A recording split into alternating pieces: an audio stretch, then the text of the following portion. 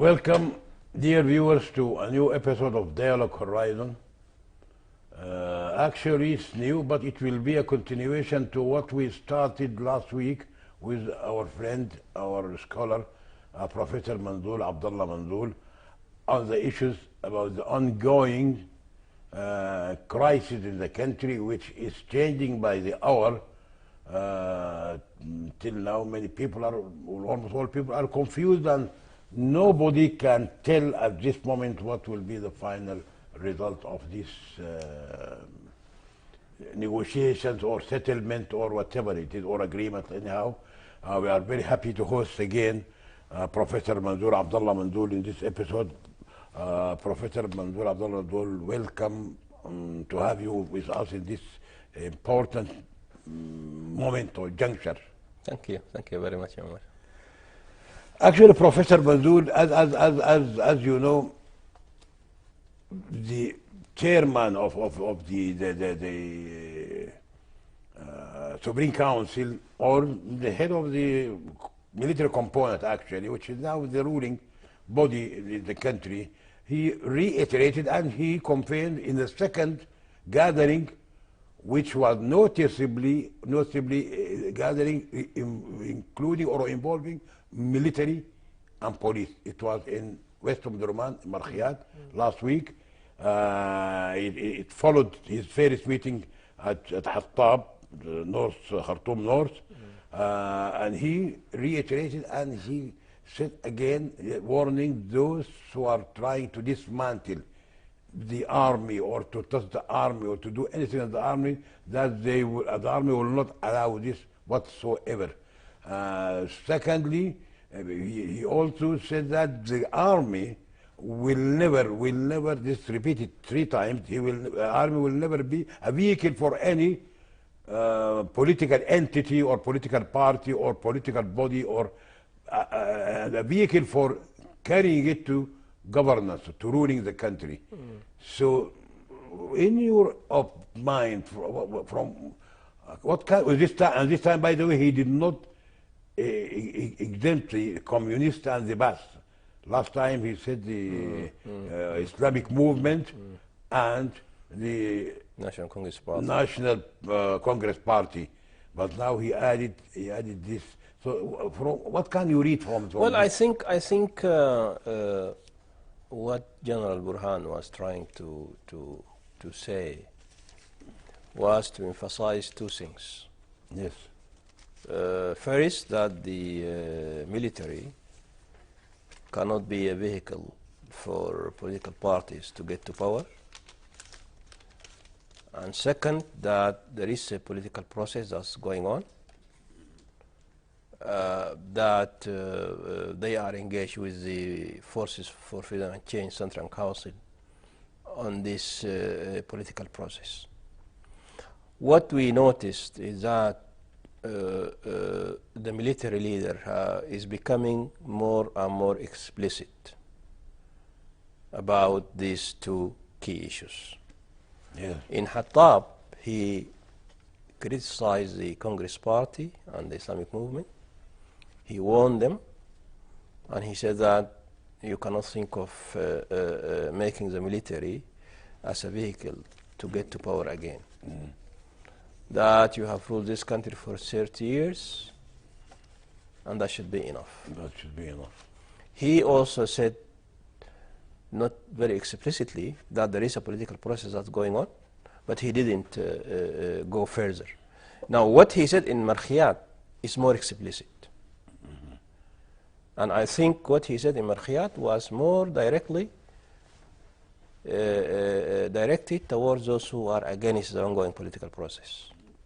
Because in addition to the National Congress Party and the Islamic movement, he aided the Sudanese Communist Party, which is one of the, obviously, the opponents of the ongoing political process. He also mentioned the Ba'ath. Now, Ba'ath, I think we have like 3 Ba'ath parties. 3 years. 2 of them seems to be against the political process, but one of them, I think today I saw somewhere that one of them has accepted the SPA document as a basis for political settlement. So Burhan in Markhiyat was more explicit in criticizing the Islamic movement, the National Congress Party. He added to them the Sudanese Communist Party, the Ba'ath Party. And he was also explicit about the fact that they are talking with the FFC1, that a political process is going on, and that these people, meaning the FFC1, are sincere and they are trying to get the country out of its political crisis. So my reading to what has been going on, and especially to Burhan's speech in Markhiyat, is that now he's becoming more explicit, more vocal about the current political process. And it seems that they are actually in an advanced stage in the political settlement. And I think if we read this with yesterday's press conference that was held by FFC, whereby they said that they arrived at some sort of political declaration, I think we can say with confidence that the process is going on very well.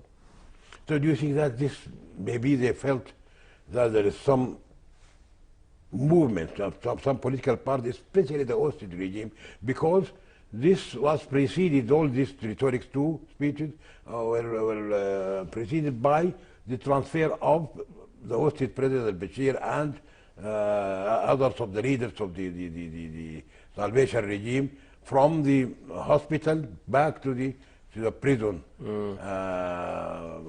And also people talk about some movement, some transfers in the army, like key persons, like two of the important persons who were very vocalists, the editor-in-chief of the army journal, Al-Huri, and the advisor of the political advisor, or the he also transferred to the military attaché in Saudi. So do you think this is related? There any relation? Yeah, I don't think these things happen by coincidence.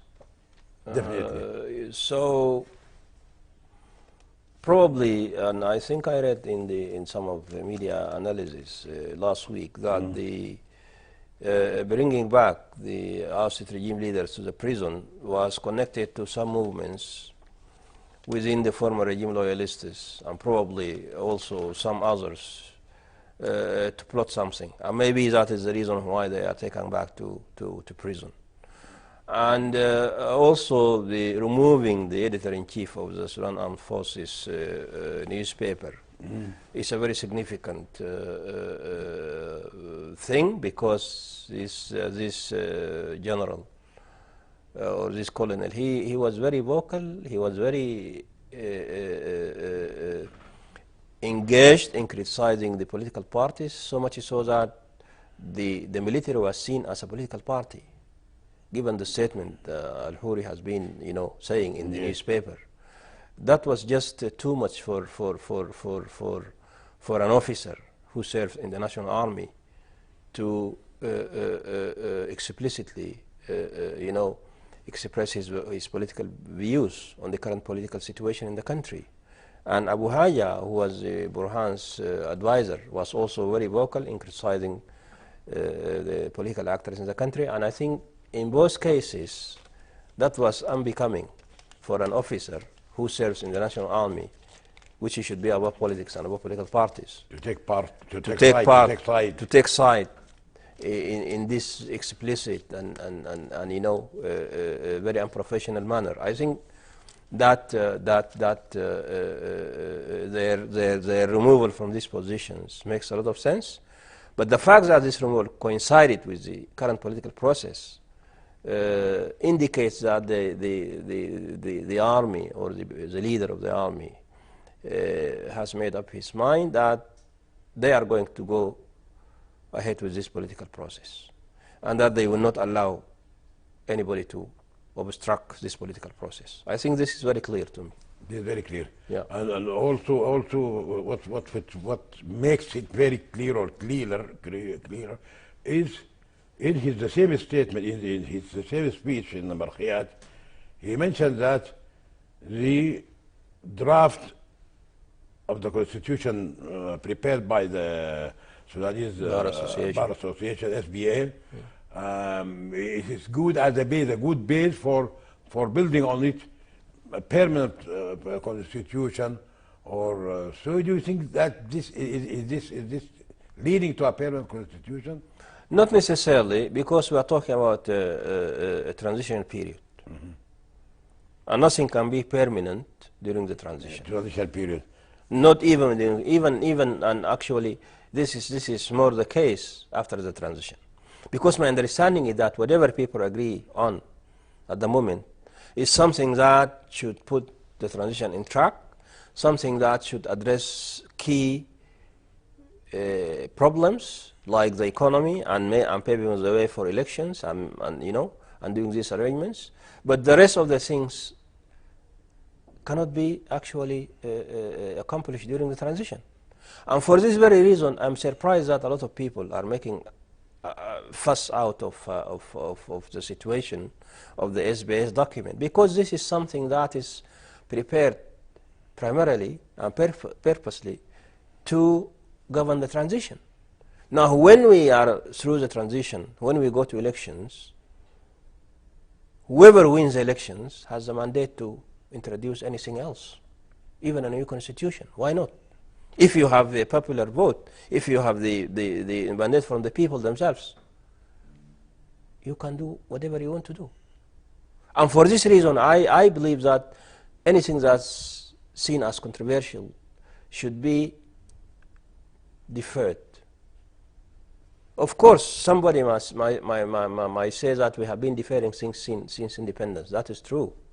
But given the complexity of the situation we are having, I think it would only make sense that we agree on such a document as the one prepared by the SPA to be the basis for a political settlement that would take us through the transition.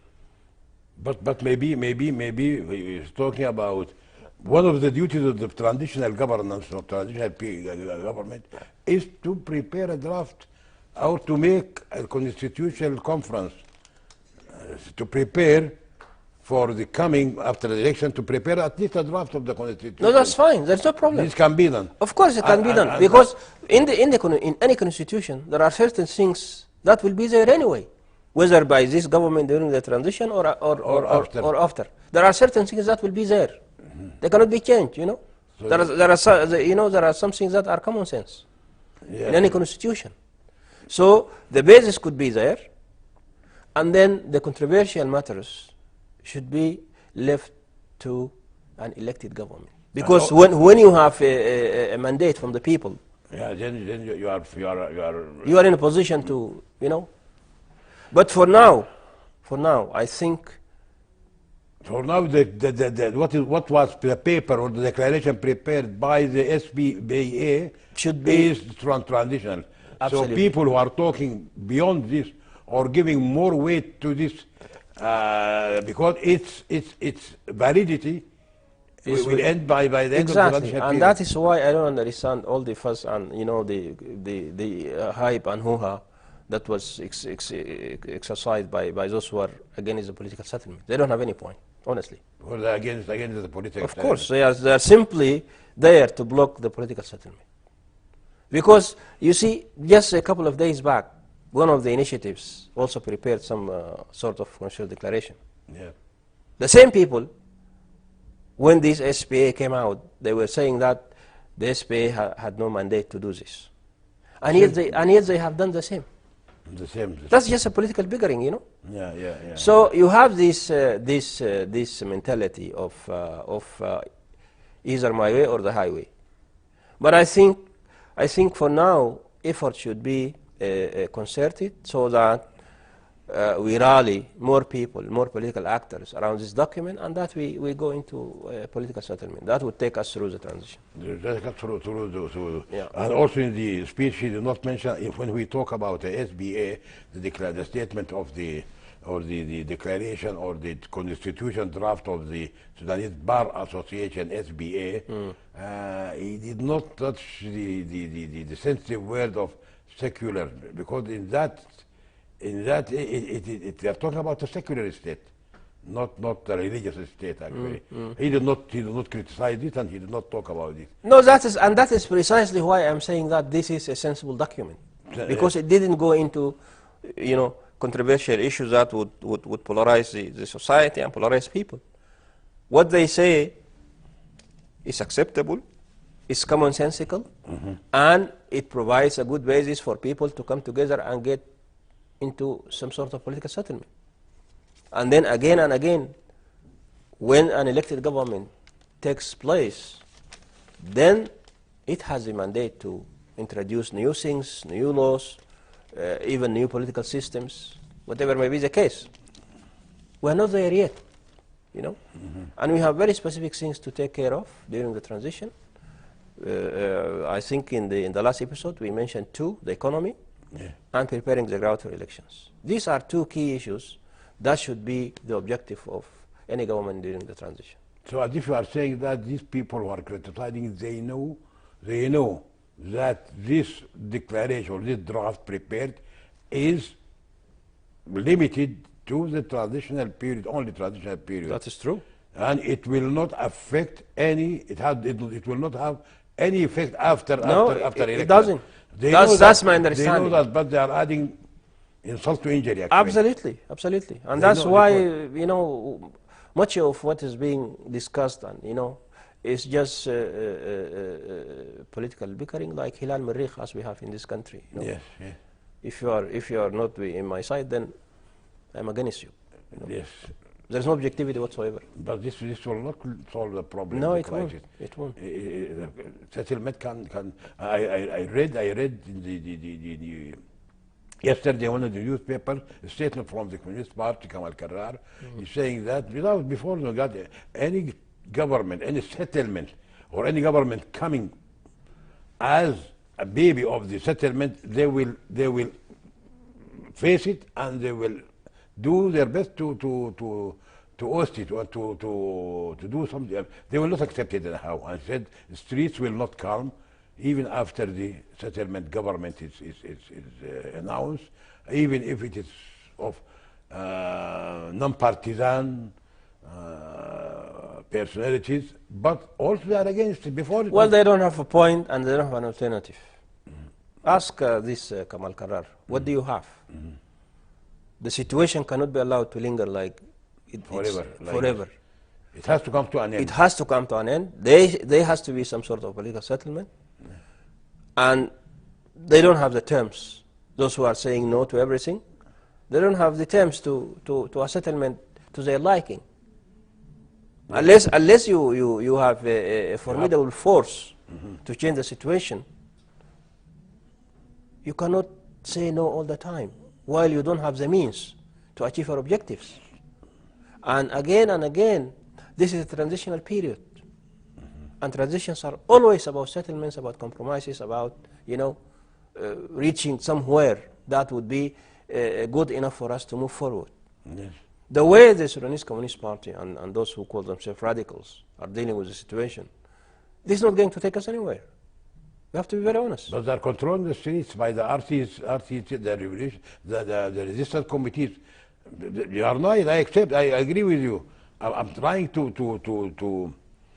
tell these people who are against that what is agreed upon from what actually leaked out is by far nearer to the revolutionists. Exactly. You see, now they are distancing themselves from the other group. One of the good things about the possible political settlement on the basis of the SPA document is that it talks directly to most of what the revolutionaries are asking for. Yes. We are talking about a civilian-led sovereign council. We're talking about a civilian-led cabinet. We're talking about the police being under the PM. We're talking about the security being under the PM. We're talking about the Council for Defense and Security headed by the PM. Prime Minister. Yes, exactly. What else? There are, of course, certain issues that are difficult, the ones that are related to justice. But this has always been the case in transitions. The question about justice or peace. Transitional justice or No, in transitional period. In transitional periods, you have to answer two questions. yes. Whether to achieve justice first and then to achieve peace, or to achieve peace and then you think about justice. It's almost impossible to have both. And At that's the same time. Yes, exactly, and that's what we are trying to solve. Of course, what is logical is to have peace for Paris. If you don't have peace, it's highly unlikely that you get justice. You get justice, definitely, yes. And we have a number of examples. We don't get tired of mentioning South Africa and Rwanda. Yeah. However flawed the process might have been, it took the two countries into peaceful, transitions. And now these two countries are being examples. Rwanda, one of the best examples. Precisely, and South Africa. And South Africa, of course. The problem is with those who are saying no all the time is that this ongoing political process, if it succeeds, it will divide the street. Because my reading is that you will have a big chunk of the street that will support the political settlement. Even within the resistance committees, there will be those RCs who would be in support of the political settlement. It will definitely have an effect. Yes, Absolutely. I agree with you. And as we speak, if you look at the media,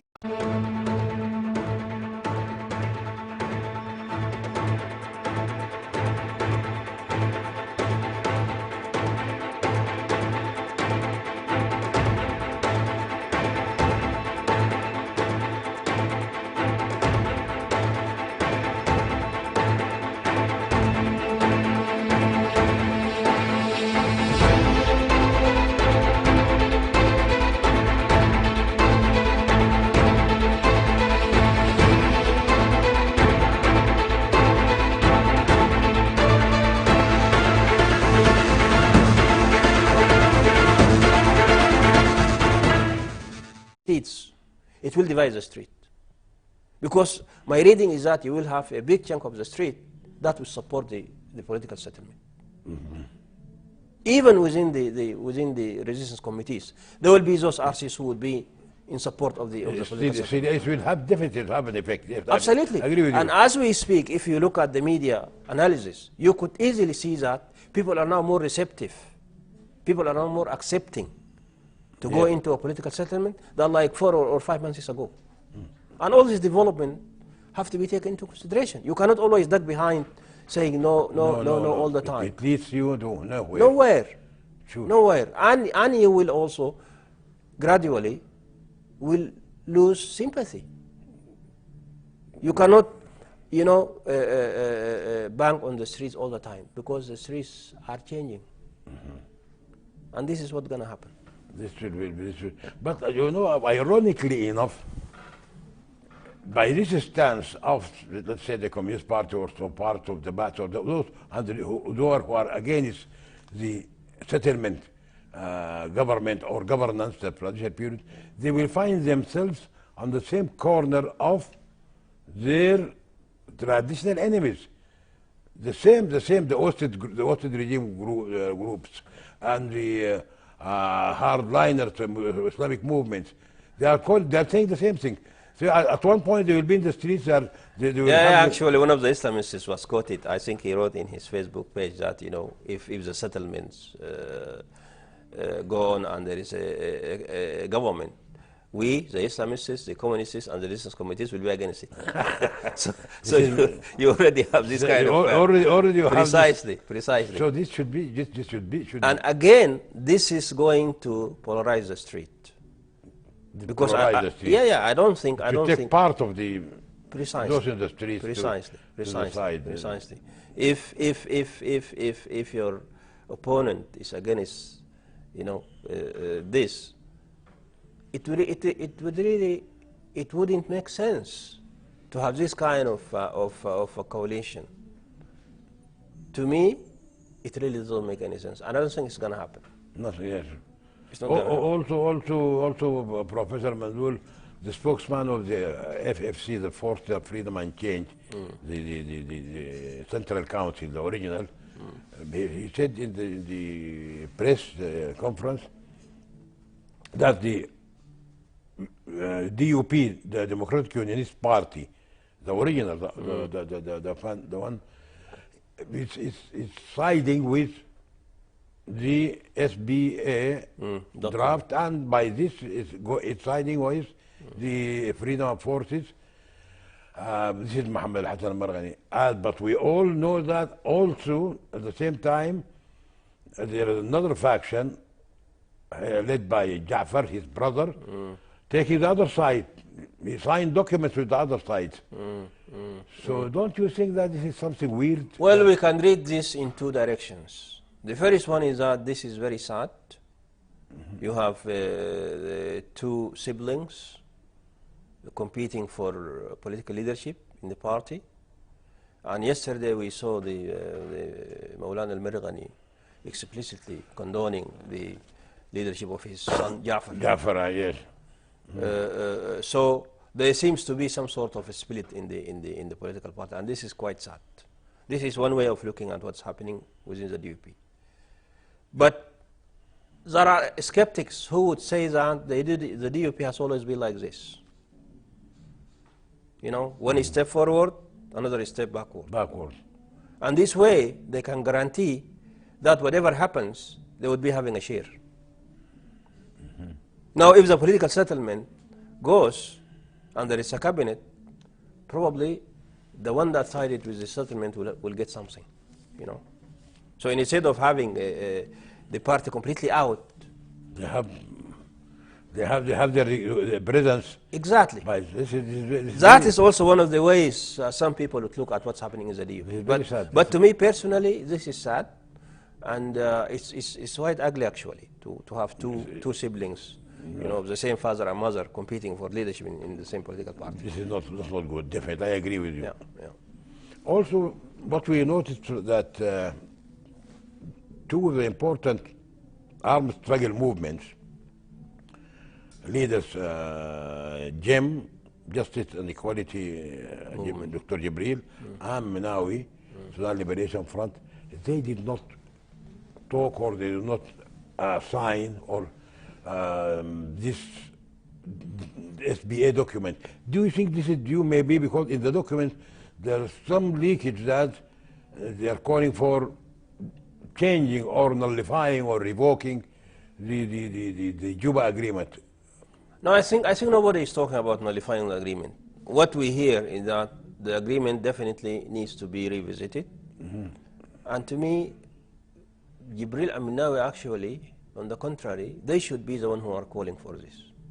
Because now we are talking about 2 years plus, and the agreement is Nothing. It's Only not 5. moving. It's not moving at all. Not moving at all. So it makes sense that you are the one who should actually say that let us look at this and let us see why this is not going on, and instead of saying that this is something that should not be touched. As we speak, Minawi and Jibril's positions are not very clear. I haven't heard them categorically rejecting the ongoing political process. They didn't say this. They didn't say this. No, they didn't. But at the same time, they didn't lend it their support. So their position is ambiguous, but my feeling is that at a certain point they will be on board. They will be part of this. They have to be because They will be part of this. because of also the pressure from the brokers. The brokers are putting pressure, and also as we expected last episode, that more people are going to rally around this declaration, and the Baas Party is the latest one to be part of this. Today, actually, one of the Baas parties said that. Started to be Exactly, to join. exactly. So I probably they might try to put some conditions. They might have some demands, but I think at the end of the day, They will come to. they will be part of any political settlement. I don't think they will be out. Now, what about the tracks? Do you think the tracks will be removed? Yeah, we already hear that the tracks, the central track and the northern track would be removed. So that is part of What is the actually causing problem is the eastern track. Why nobody is talking about the eastern track? No, I think there is something there. About it? Yes, there is something about it. I think in the declaration that was announced in yesterday's FFC1 press conference. I think they spoke about the Eastern issue. The Eastern issue is, Yeah, is they have a vision about how to deal with it in the revision that's going to take place for because the yesterday the tripartite mechanism met with ELA. ELA is head of the East, actually. No, they didn't meet with ELA. I don't think so. They met with Tariq and his people. But they said they never invited ELA to meet them. So it was just a WhatsApp. No, yeah, that was not true. They didn't meet ELA. And they wouldn't. They cannot meet him. They cannot meet him. Because he was the last prime minister. Of course, of the ousted regime, and his political party is illegal. So they cannot. No way. There's not a chance. Because they went and they met, I think, with Tariq. They met with Tariq and they met with the Gallal of the Bani Amirs, and of course they met with some other political actors in But Kasala. never with No, ELA. not with ELA. Not with ELA. This cannot happen. Because this is part of the confusion. No, yeah, of course. Caused by the Actually, there was a false piece of news that the trilateral requested a meeting with ELA, but they issued a statement saying that this is not true. Not true. No. They can't meet ELA. This is part of the. Okay, Professor. Now, having talked about the tripartite mechanism and the quadruple, another body, the quadruple is the America and UK, Saudi Arabia, and Emirates. They are involved. Now we have two bodies. Can you tell us about? Well, I think this is something that shouldn't. Are they converging at one point? Yeah. Some people will look at it as obstructing the work of the trilateral, but I don't think this is the case because the four countries are very supportive of the trilateral, and they said many times that we support the. Actually, they are directly supporting the effort of the trilateral. You see, so maybe some would look at it as intervening in what the trilateral is doing, but I look at it in a positive way. This is not something that detracts from what the trilateral is doing. The trilateral is pushing for a political settlement, and the Quad is also doing the same. So I don't see any contradiction between no. But they are not holding joint meetings with the trilateral. Yes, and these four group. I think they do. Group 4. Absolutely. I have no information about this, but my reading is that they do. Absolutely, they will have some sort of coordination meeting or whatever. Between them. For sure. Because they should avoid any conflict or any intersections. No. I don't think the full coordination. I think. Yeah, they are coordinating whatever they are doing. But people here in Sudan, people now, they are divided between the brokers. Even in the statement of Al-Marghani, which what aired maybe yesterday or the day before that, he mentioned that he is not he is against involvement of international bodies in the affairs, the local internal affairs of the country. Well, he's staying in Egypt. He's staying in Egypt. He doesn't have any point. He's staying in a foreign country and issuing that statement. I would have respected his statement if he was in Khartoum. Yes, but you cannot stay in a foreign country and then you give people lectures about interventions. It doesn't make any sense. No sense. Yes, no sense at all. Yes, sure. You see, Yeah. and I can also say that he was under the influence of Egypt. Egypt, yes, you can say yes. I can say that. Yeah. So and you know what is happening is not a historical precedent. Give me one single agreement in this country that was not brokered by international actors. No, all of them, not in Sudan only, in most cases. Precisely. That is the role of the United Nations. It brokered by nominating certain countries to It happened in Rwanda, it happened in South Africa, it happened in different parts. Everywhere. So you mean Everywhere. And I was saying all the time that if the internationals are contributing positively to help this country to put itself in the right track, why not? And one point that has to be very clear is that the UNITAMS is here on the request of the Sudanese government to help the country in the transition. Now, due to the military coup, the UNITAMS was derailed, and it's now trying to help us get a political settlement, and then it might get back to what it originally came for. You see, the UNITAMS was here, the internationals were here, the IGAD was here, the AU was here on the request of the Sudan government, whether we like it or not. So you don't think many people that they're advocating to the people that this is not only in Marani but all people here who are on the other side, the other shore of the revolution of the country, they are saying that they are categorically against the involvement of the international community, which, as you said, the international community, we are part of the international community because we are members of the United Nations, and it is our right to have some involvement in our affairs if we fail to Of do it. course, of course. So what can you say on this? And you know, in the previous regime, we had a mission under Chapter 7 of 26,000 troops. Yes. And it's really ridiculous to have the former regime loyalists talking about foreign interventions. It doesn't make any sense. Again, this is just a political, game that they are playing. Because they did the same. And if the transition goes very well, this is something that's going against their interest. Let's put it very bluntly, So the talk about foreign intervention and all of this, it really doesn't make any sense given the current situation we are having. So why people actually why let us go why the broker, the 7, the 3 and the 4, the group of 4, they are leaning, which is it's only leaning towards the other faction, the original incubator of the revolution, December revolution.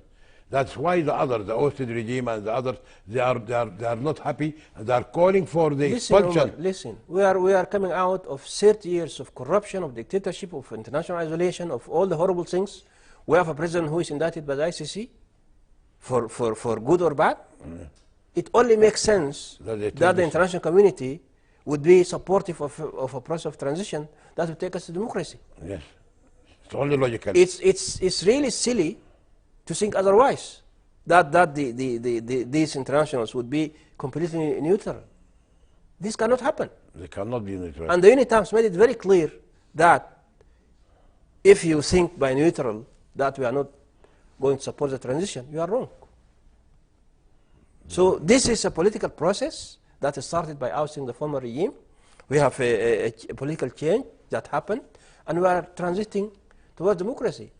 And it only makes sense that the international community will support will support this direction. The international community cannot support going back to the former regime. Never. It's not going to happen. Never, never. No. So those who are calling for the expulsion of Volker and they're No. This is not. It's not going to happen unless they take power, and this is highly unlikely. Unless they take power. Yeah. The 4 countries, apart from the tripartite, this is something international from international body, which is the United Nations, the IGAD, and the African Union. But the others are 4 are individual and very strong. America itself, America, I think they consider Sudan as part of their national security, maybe because of the sensitivity of the Horn of Africa, maybe the Red Sea, and the Russians maneuvering with the Assad regime. That is true, but let me put it this way. We have come out from 30 years of horrible governance we are aspiring for democratic transition. The young men and women of these people did a great job. We're not going to regress back. Now, whoever wants to rule this country should be supportive of political process that would take us to elections. Even the Islamists. I don't think it would really be stupid if they think that they can take the country back to the kind of governance that they had for the past year. This is not going to happen. A lot has changed, and the only way for them to be part of the political future of this country is to rethink, what they have been into, and try to be part of this peaceful transition to democracy, or to a situation that would allow for peaceful, political process that would allow for fair and transparent elections, that whoever wins the elections will have the people's mandate, and that even the Islamists themselves, if they win the vote of the people, let them do whatever they want. But you cannot try to get to power through undemocratic means, or by sabotaging the transition, thinking that you can take us back to before 2019. This is not going to happen. Not going to happen. It's not going to happen, and the price of insisting on this would be the dismemberment of this country. Very simple. Maybe they're aiming at this. Maybe they are aiming at this. If you cannot rule, divide. Maybe they, because you are saying these people, they are calling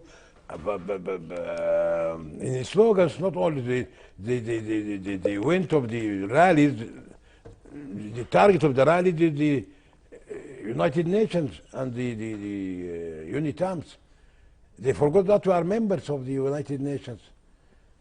So this is the not only that. Actually, the process. And now, one of the things that were surprising to me is that you have the de facto government in the country supporting and endorsing a political document that is seen as a basis for political settlement. Now, if you are against this, that means you are against the de facto government, right? Yes. Why are you going why are you attacking Volker or UNITAMs? You should attack the government that is behind this. Because UNITAMs is only supporting a process that's already going on. UNITAM said that we have the military component and FFC1 agreed to have this document as a basis for political settlement, and from our part as trilateral, we are supporting this. They did not create this themselves. They found that. They found that there is one actor in the Sudanese political scene, that is the SPA, that prepares this document. Some people, including the military, thought that the document is sensible. Let us look at it. They looked at it. They provide their comments, and they said that we accept it as a basis for political party. And the trilateral said, well and good, we are here to support. And they're taking it forward. Now, if you have a problem with that, confront your government.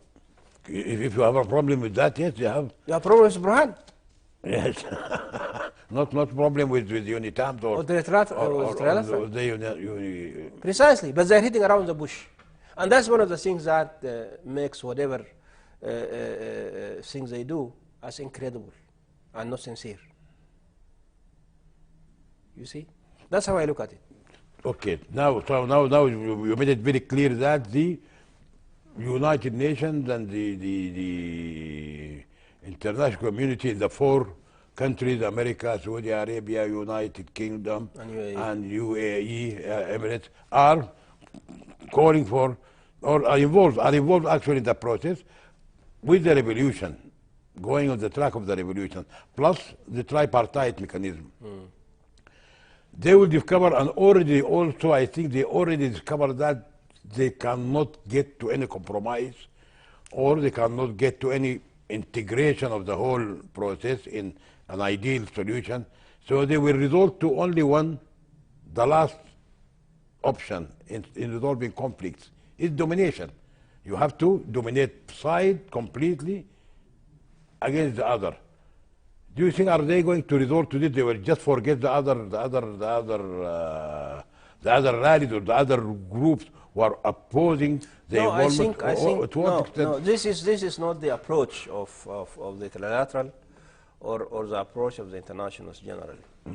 We have been following this process over the past couple of weeks, and all we get is that the trilateral mechanism is doing its best to rally as many political actors as possible around this process. Because if you succeed to bring people around it, then you create the possibility of expanding the circle, so that by the time you form a civilian cabinet, you already have sufficient support for that cabinet. There will always be people who would say no. They will just forget this. Yeah, but I think at a certain point, they will not be big enough to obstruct the political settlement. And I think this is the policy. They are trying to get as much as last week you called it the critical mass. Exactly. Until they come. Precisely. And I think part of this is a visit that the trilateral did to Eastern Sudan, because they were also listening to different political actors. Yes, yes. And trying to rally support around the political process. So my feeling is that until we get to a stage where there is a critical mass, I don't think they will go for a settlement that does not command the support of a critical mass. Do you feel that there is any pressure being put on the military component, not the army, the 4 or the 5 or General Burhan? Do you have just your feeling, because you don't have the information, do you think that they are under pressure? Because there is a change there is a little change coming back from the derailment of this revolution. It was derailed. They are now getting it back slowly. Were they subject to? Well, I think the very fact that we are beyond the first year after the military coup of 25th of October last year, and things are not moving, this by itself, I think, is enough for the military leaders to realize that the direction they are leading the country into is wrong. And I think the pressure, first and foremost, came from this. From this, that the country is facing a lot of challenges, that the economy is really deteriorating, and that something needs to be done. And I think they realize that the SPA document provides such an opportunity that should be taken seriously. And I think that's what happened. Okay. And of course, also, we all listened to the statement of the Minister of Finance when he was back from the meetings with the IMF and the World Bank. They told them very clearly that if Sudan doesn't have a civilian government, it's not going to receive any financial support. Any financial support. Okay, Professor, we have few minutes, about 4 or 5 minutes. Have still small questions. One is very important: the event of the visit paid this week by the High Commissioner of the Human Rights in the United Nations, and he had a report and he had some feelings, and he met with Burhan. He met with. Can you, in 2 minutes, give us your evaluation and the importance of this visit?